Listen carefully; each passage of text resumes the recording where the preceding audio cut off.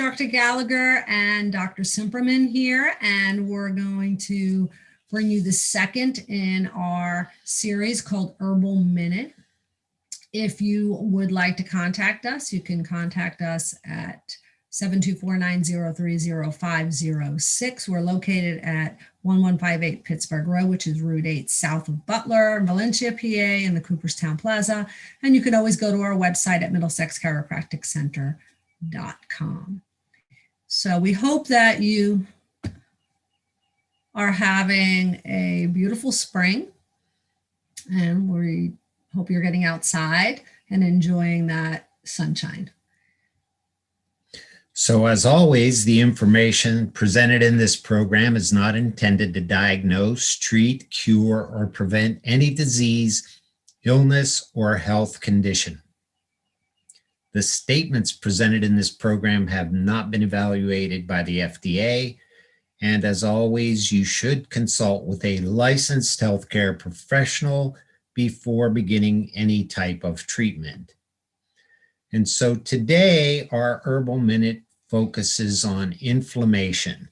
Inflammation is known as the silent killer, and we want to talk about some herbs that help with inflammation. Now, scientific studies have proven that inflammation is the cause of all chronic diseases, including things such as heart disease, autoimmune disease, joint pain, arthritis, cancer, and type 2 diabetes, along with fibromyalgia. So we're going to focus today on some herbal remedies that help to decrease inflammation and will improve your health and ability to function in your daily activities. So we want to talk about some of the things we did in the first session of Herbal Minute, and we're going to run through fairly quick for those who have not joined us the first time around, explaining about herbs and the processes of herbs. So an herb is a plant that does not produce a woody, persistent tissue and generally dies back at the end of each growing season. It's a plant or a part of a plant that's valued for its medicinal, savory, or aromatic qualities. So then we have to further break this down into medicinal herbs. And so what are medicinal herbs? Medicinal herbs will help to stimulate or modulate some body function. They can also provide support to organs, systems in the body, and they can help the body functions to adapt to changing conditions. And these are known as adaptogenic herbs. So if the correct herb is used in the right dosage and the quality of the medicinal herbs is good, it will produce a clinical therapeutic result in the body. So it's important to know that herbal quality is what we want it to be. Otherwise, we will not get that medicinal response, the clinical response that we want. And just because an herb is standardized, and you may see this on a bottle in the store, grocery store, whatever, it doesn't guarantee that it's potent or that has good quality. And I'm not going to get into the general manufacturing processes, and you'll see that GMP on a lot of bottles, but it doesn't mean a whole lot. It's just a label. So we want to focus on the methods of extraction of the herb, and people can use chemicals to extract the medicinal property, and you'll probably get less of that medicinal property and probably pretty big poor quality, plus you have a chemical involved. But if you use a low temperature vacuum oven or what they call a concentrator using the raw materials, then you'll get a quantified activity result, which is measured through column chromatography. And I'm not going to get into that. It was just part of my old job that I did, which tells you what you have in what chemically is available. So that's what they do to really, extract the herbs for the high quality so that you can actually get, the result you want. And this is part of all the research that has been done on herbal medicine, plant medicine, to prove that it does work. So we have to use the raw materials. They're more expensive. They have to be grown in the areas of the world that give it the best, strongest quality or potency of that medicinal part of the herb. You have to harvest it specifically. You have to dry it and store it to guarantee it. And then you do a fingerprint check on it to check to see if it is what it's supposed to be and has the medicinal quality to it. You're testing it for all the contaminants like heavy metals, radiation, bacteria, microorganisms, to to confirm that it meets that quality standard. And again, in the US, it may not be up to the quality standard, but a lot of the countries in Europe and Australia, which is where we get our herbs from, are using good manufacturing processes that are higher than the US standards. And so that's why we use the herbal companies that we use. And I think too, one thing that I find very interesting is that the raw materials, the herbs themselves, herbs have to be grown in the specific regions where they're native to have all the medicinal properties. And that's just really, I think, a very interesting thing. Yeah. So what are nature's most potent anti-inflammatory herbs? Well, we have Boswellia, turmeric, ginger, and willow stem bark. And so we're going to talk a little bit about each of these. And we're going to start with one of my favorites, which is Boswellia.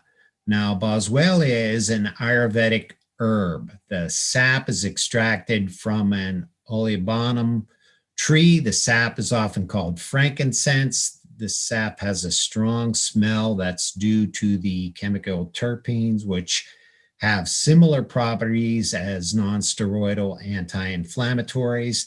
It's native to the Arabian Peninsula and to the Horn of Africa. Boswellia is also known as a potent anti-inflammatory herb due to the chemical compound boswellic acid. And it resembles a steroid in its chemical structure. So Boswellia has been shown to decrease the strong immune response known as the cytokine storm, and it will decrease overall inflammatory responses in the body. Now, as a result of Boswellia's strong anti-inflammatory properties, it's beneficial in supporting many conditions, arthritis, cardiovascular disease, joint pain, immune function, and cardiovascular health. So what I've noticed with my clinical practice is that I've seen people who have a lot of problems with respiratory issues using the Boswellia and doing really well. I've seen it used with some of our Lyme disease patients, and they do really well. So there are many other uses for Boswellia. Leaky gut is another good use for a Boswellia because of its anti-inflammatory response. And it also starts that in the gastrointestinal tract, which is what sets off a lot of inflammation. So it has more uses, as most herbs do, than what we're talking about here today. So we have turmeric. Now, this is another strong and potent anti-inflammatory herb that's commonly referred to as curcumin. Now, the turmeric is a tree native to Southeast Asia and India and is commonly known as Indian barberry. Now, the dried roots are the part of the tree that is used both as a kitchen spice and a medicinal herb, and it is often used in Ayurvedic medicine. So its most potent anti-inflammatory portion is called curcumin, which most people have heard of, and people go and buy curcumin, which is actually part of the turmeric root. And that has been studied extensively for many of its healing properties. Most of these herbs we're talking about today, there's lots and lots of scientific information that they do help health issues. The problem with curcumin, it has a low, what we call bioavailability, making it extremely difficult to absorb as a result, it's hard to use this powerful herb without having something as an enhancer to increase the digestive absorption. And so there are different herbs or different things that are used with turmeric or curcumin to help with absorption. Turmeric is much easier to use, absorb than the straight curcumin. And we'll talk a little bit about that when we get into the products.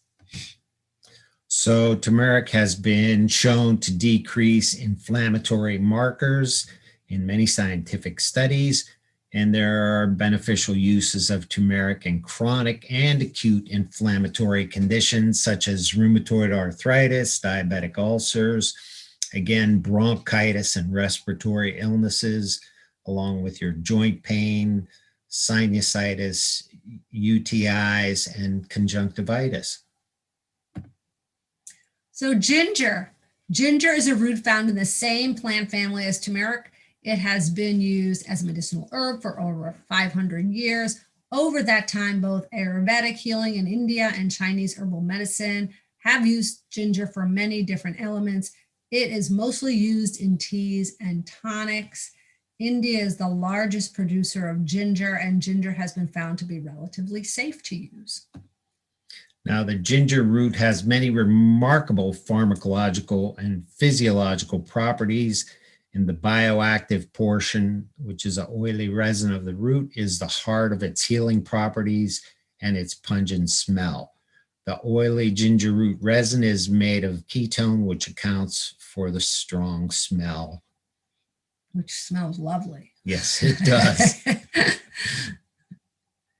So ginger's bioactive component decrease the activity of prostaglandin. And the prostaglandin is the starting of an inflammatory response that could be set off by injury and infection and can then cause tissue damage. So when we use ginger, the beneficial uses of it can be used for joint pain, bronchitis, digestive disorders, hypertension, circulation, osteo and rheumatoid arthritis, and platelet formation, which is a white blood cell. So it has many good uses. Again, herbs have many uses, and this is just, we're focusing on the inflammatory part of the use of herbs and the benefits today. So the last herb we want to touch upon is willow stem bark. Now, as the name implies, this potent anti-inflammatory herb comes from the bark of a white willow tree. It has been used in folklore and natural medicine for centuries.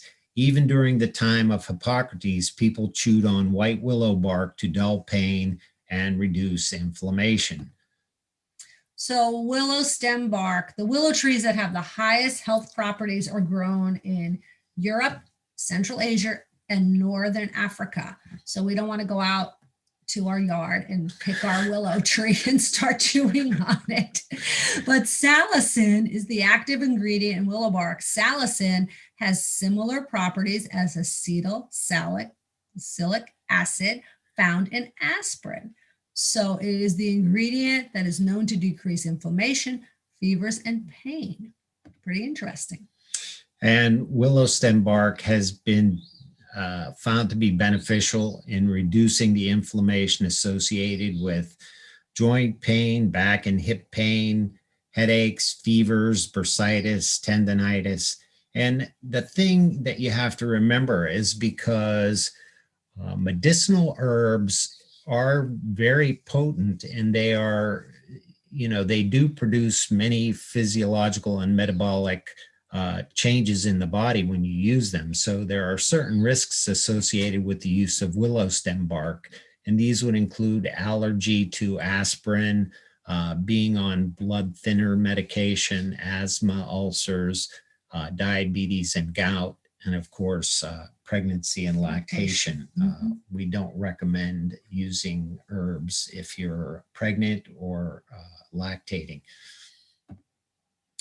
So that was our short presentation on the herbs that help with inflammation. We want to thank you for attending. We're going to review some of the products that we carry in our office from the MediHerb line that we feel pretty confident and have used over the years.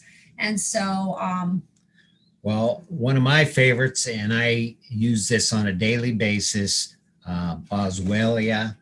And Boswellia it's just one of my favorite products, and I use it. I take that therapeutic dose of Boswellia, which is 6 tablets every day.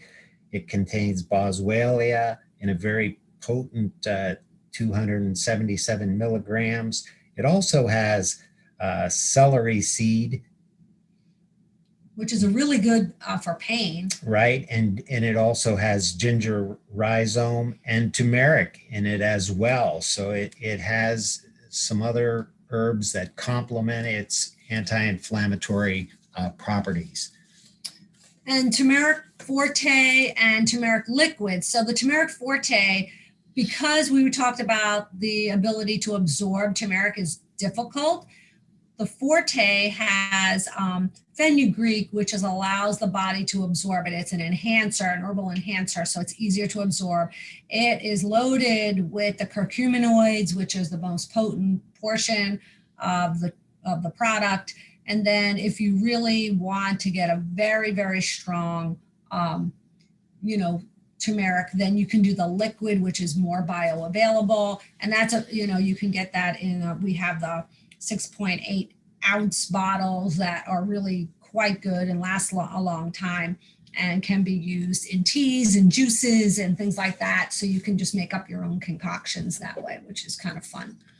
Yeah, and we also have the ginger, which comes in the liquid 6.8 ounce liquid, and it just is really, really potent. It's great to add to, as Dr. Gallagher mentioned, teas or juices or whatever you're making.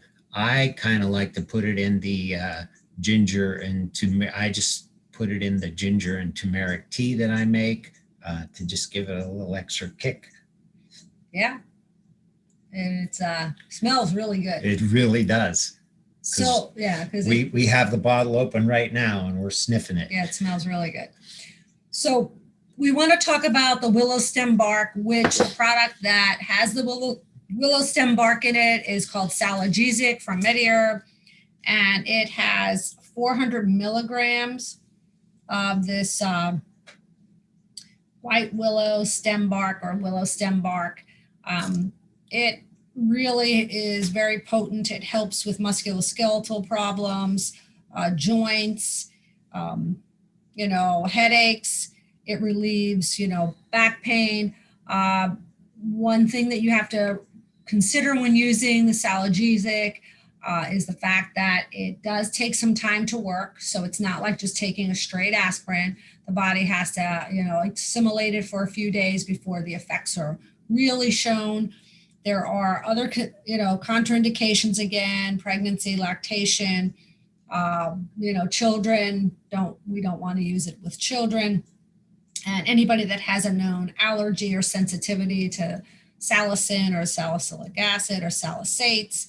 And also we talked about, if you have if you're on blood thinners or have a tendency to bleed or have ulcers or diabetes, we usually tell people not to use this product, and it should be, really only recommended via healthcare providers. So we want to say thank you very much for attending. Look for our next Herbal Minute in May, and you can get 10% off the products. You can call 724-903-0506 to place your order, and it's good through May 27th. We hope you will get some of these and use them because they're quite good.